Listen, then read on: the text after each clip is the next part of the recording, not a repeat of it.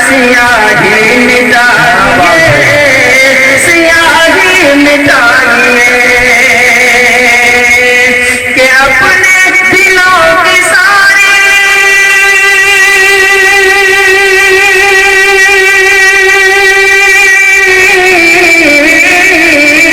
اپنے دلوں کی ساری سیاہی مٹائیے ارے رو رو کے روٹھے رب کو رو رو کے روٹھے رب کو خدا را منائیے ہماری مجلس کو روشن اور کامیاب بنانے کے لیے ہمارے اجلاس کو تاریخی اور یادگار بنانے کے لیے اسٹیج پر ایسی روشن ہستیاں جلوہ افروز ہیں جن کی زیارت اور ملاقات عبادت جن کے فرمودات و ارشادات خیر و فلاح برکت و سعادت جن کا مشغلہ تبلیغ و تربیت جن کا راستہ راہ سنت جن کا مقصد صرف دین خداوندی کی خدمت ہے آئیے میں انہی میں سے ایک شخصیت کو آواز دے رہا ہوں میری مراد عزیز محمد شہزاد عالم ابن محمد اسرائیل مخنائی ہے میں اس شعر کے ساتھ موضوع استقبال کرتا ہوں اور ڈائس پر آپ کے سامنے کرتا ہوں چند منٹ کے خطابت کے لیے کہ کچھ ایسی بے خودی ہے تیرے انتظار میں کچھ ایسی بے خودی ہے تیرے انتظار میں تصویر بن چکا ہوں تیرے انتظار میں کچھ ایسی بے خودی ہے تیرے انتظار میں تصویر بن چکا ہوں تیرے انتظار میں آہٹ پہ کان در پہ نظر دل میں اشتیاق آہٹ پہ کان در پہ نظر دل میں اشتیاق آنکھوں کے اشک سوکھ گئے تیرے انتظار میں شہزاد عالم میں بسم اللہ الرحمن الرحیم وَاتْلُ مَا أُوحِيَ إِلَيْكَ مِنَ الْكِتَابِ وَأَقِمِ الصَّلَاةَ إِنَّ الصَّلَاةَ تَنْهَى عَنِ الْفَحْشَاءِ وَالْمُنكَرِ وَلَذِكْرُ اللَّهِ أَكْبَرُ وَاللَّهُ يَعْلَمُ مَا تَصْنَعُونَ وقال النبي صلى الله عليه وسلم من علم أن الصلاة حق واجب دخل الجنة اللهم صل على سيدنا محمد وبارك وسلم تسليما اللهم صل على سيدنا محمد وبارك وسلم تسليما میرے محترم بزرگ و دوستو اللہ تبارک تعالیٰ کا بہت بڑا احسان و کرم ہوا کہ اللہ تبارک تعالیٰ نے آج مجھے اس محفل میں کھڑا ہونے کی توفیق عطا فرمائی اور دعا کیجیے کہ اللہ تبارک تعالیٰ ہم سبوں کو ایسی بابرکت مجلس میں بار بار اکٹھا ہو کر بیٹھنے کی توفیق عطا فرمائے میرے محترم بزرگ دوستو کتابوں میں لکھا ہے کہ ہر انسان کے 3 طرح کے دوست ہوا کرتے ہیں ایک وہ دوست جو انسان مرتے ہی اس کا ساتھ چھوڑ دیتا ہے دوسرا وہ دوست جو انسان کے قبر تک ساتھ دیتا ہے تیسرا وہ دوست جو انسان کے قبر میں بھی ساتھ دیتا ہے پہلے دوست سے مراد مال ہے اور دوسرا دوست سے مراد اولاد ہے اور تیسرا دوست سے مراد اعمال ہے میرے محترم بزرگ دوستو وہ مال جس کو آدمی حاصل کرنے کے لیے صبح سے شام تک مشقتیں برداشت کرتا ہے وہ مال جس کو آدمی حاصل کرنے کے لیے ٹھنڈی گرمی کی مشقتیں برداشت کرتا ہے وہ مال جس کو آدمی حاصل کرنے کے لیے اپنی تمام عمر گوا دیتا ہے پھر اسی محنت کے ذریعے اگر چاہے جتنی بینک بیلنس بنا لے چاہے جتنی فیکٹریاں بنا لے چاہے جتنی کارخانے بنا لے چاہے جتنی دکان مکان بنا لے چاہے جتنی زمین جائیداد کے انبار لگا لے لیکن جیسے ہی وہ شخص مرتا ہے تو پھر اس کے ہاتھ سے ساری کی ساری دولت ساری کی ساری ملکیت اس کے ہاتھ سے نکل تو دوسرے کے ہاتھ میں چلی جاتی ہے تو پھر اسے ملتا کیا ہے کسی شاعر نے کیا خوب کہا ہے فقط 2 گز کفن کے اور کچھ نہیں ملتا ساگر فقط 2 گز کفن کے اور کچھ نہیں ملتا ساگر جب دار سانسوں کے ہمارے ٹوٹ جاتے ہیں میرے محترم بزرگ دوستو دوسرا دوست یعنی آل و اولاد عزیز رشتہ دار ہے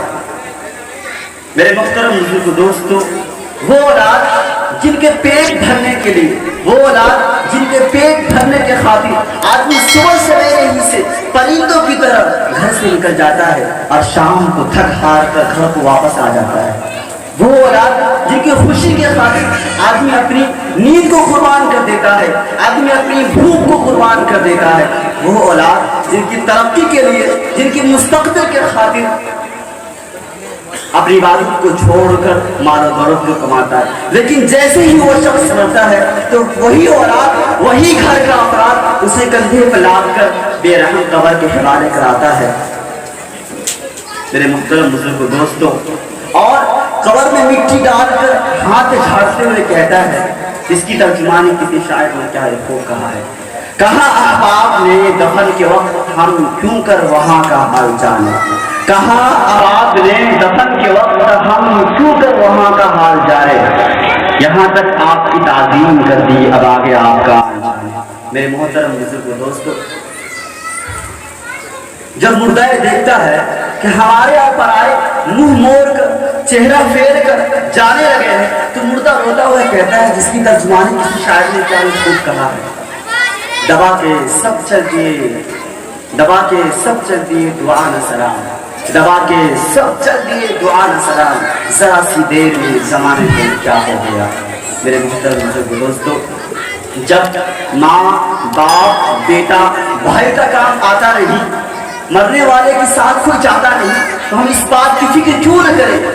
ہم اس چیز پر محنت کیوں نہ کریں جو قبر میں بھی ہمارا ساتھ دے، جو حشر میں بھی ہمارا ساتھ دے، جو قیامت میں بھی ہمارا ساتھ دے، جو نفسی کے عالم میں بھی ہمارا ساتھ دے، اور جو جہنم سے بچا کر ہم کو جنت میں لے جائے۔ میرے محترم بزرگوں دوستوں، آج ہم اس بات کی فکر سب سے زیادہ کرتے ہیں کہ ہماری دنیا بہتر سے بہتر بن جائے، اور ہم اس بات کی فکر کیوں نہیں کرتے کہ ہماری آخرت بھی بہتر سے بہتر بن جائے۔ میرے محترم بزرگوں دوستوں، جو شخص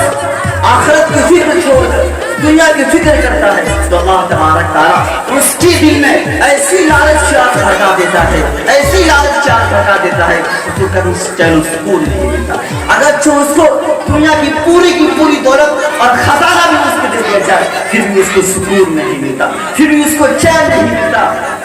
ایسی لالچی کی پیاس کو اسی طرح نہیں بجھتی جس طرح مرنے والی کی پیاس نہیں بجھتی۔ میرے محترم بزرگوں دوستوں، کتابوں میں لکھا ہے کہ جب انسان مرنے لگتا ہے تو اس کو ایسی شدت کی پیاس لگتی ہے، ایسی شدت کی پیاس لگتی ہے، اگر اس کو دنیا کی پوری سمندر بھی اس کو پلا دیا جائے پھر بھی اس کو سکون نہیں ملتا، پھر اس کی پیاس نہیں بجھتی۔ میرے محترم بزرگوں دوستوں، بالکل ٹھیک اسی طرح دنیا کا آدمی، دنیا کا حریف بالکل ٹھیک اسی طرح اگر اس کو دنیا پوری کی پوری جائیداد اور دولت اس کے خزانے اس کے قبضے میں دے دیا جائے پھر بھی اس کی پیاس نہیں بجھتی، اس کا بھوک نہیں ملتا۔ میرے محترم بزرگوں دوستوں، لہذا جو شخص یہ چاہتا ہے کہ ہماری دنیا بہتر سے بہتر بن جائے، ہماری آخرت بھی بہتر سے بہتر بن جائے، تو اس شخص کو چاہے کہ وہ شخص دو کام کرے۔ ایک وہ کام کہ اپنے آپ کو گناہوں سے بچائے،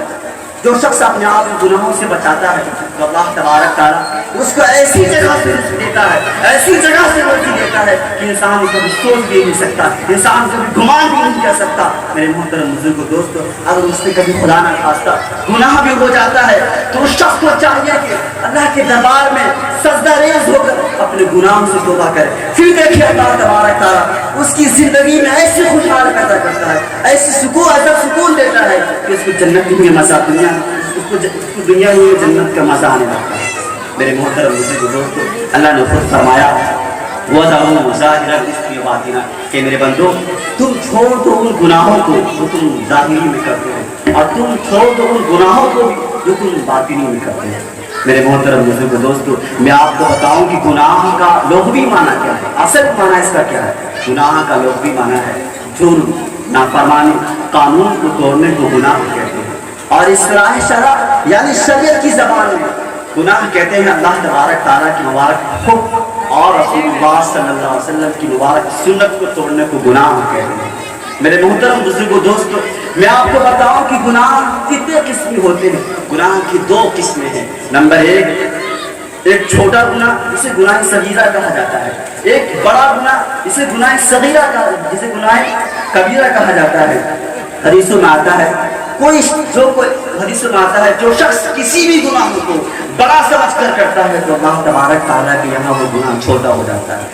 और जो शख्स किसी भी गुनाह को छोटा समझ कर करता है तो अल्लाह तबारक ताला के यहाँ वो गुनाह बड़ा हो जाता है। मेरे मोहतरम दोस्तों, आम तौर से इस जमाने में लोग बड़े बड़े गुनाह कुछ ज़्यादा ही करते हैं। मिसाल के तौर पर नमाज छोड़ना, झूठ बोलना, जुबरखोरी करना, तकब्बुर करना, हसद करना, हराम माल खाना, शराब पीना और पड़ोसी को तकलीफ देना, इस तरह के जो भी